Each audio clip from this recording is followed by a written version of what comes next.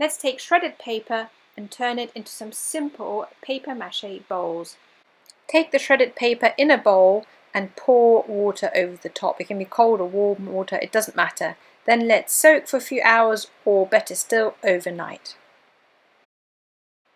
Use a hand blender to break it down into paper pulp. Please ask for permission first if you're using someone else's tools.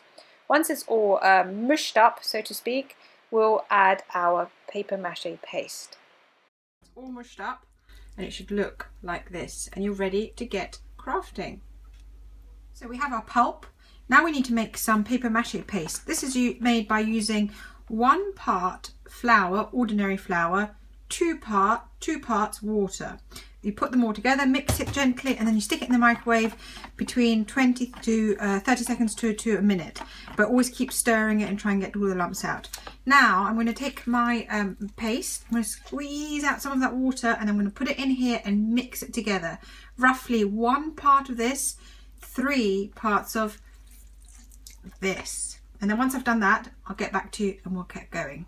Okay, so now we have this paste of the shredded mache and some paper mache paste, which is the flour and the water. So it's actually feeling a bit sticky now. Okay, so that's good. So now all you have to do is line a bowl with plastic. You can also do it around the outside, like on this one. So it's your choice. And you start, just put a whole load in and then simply, gently start spreading it.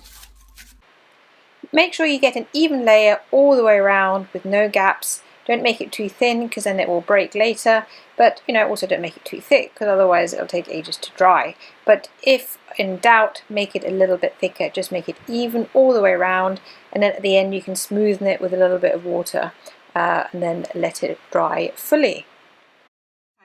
So it took about a week for these to dry. Now you can see the colour of this is a bit sort of off colour because that's the flour or the homemade paper mache paste. If you used white glue, this would have a pretty colour and look like this.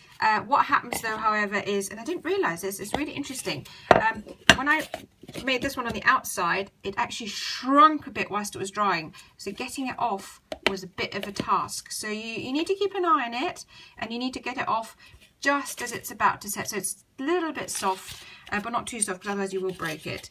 So that was actually a bit tricky. What I do recommend, even though I really love this shape and I love how smooth the inside is, what I do recommend, because it is a little bit easier, the inside bowl also shrunk a bit, and I could just do this and then carefully peel off the foil, or not the foil but the plastic. So I think the inside bowl is a bit better. But I did this one without any glue at all. So once it was dried, it came off and it was very fragile. So it does work, but then because it was too fragile, I was worried, how can I use it as a bowl? So I took some glue, some normal PVA glue, and I just painted the inside and gave it a layer on the inside and a layer of glue on the outside. And then when you paint it, it will obviously get a little bit more strength as well, because the acrylic glue paints that I use give it some structure. And that's it. That's how you make a paper clay bowl. And you can obviously paint it in any way you wish. I've got a separate video on that.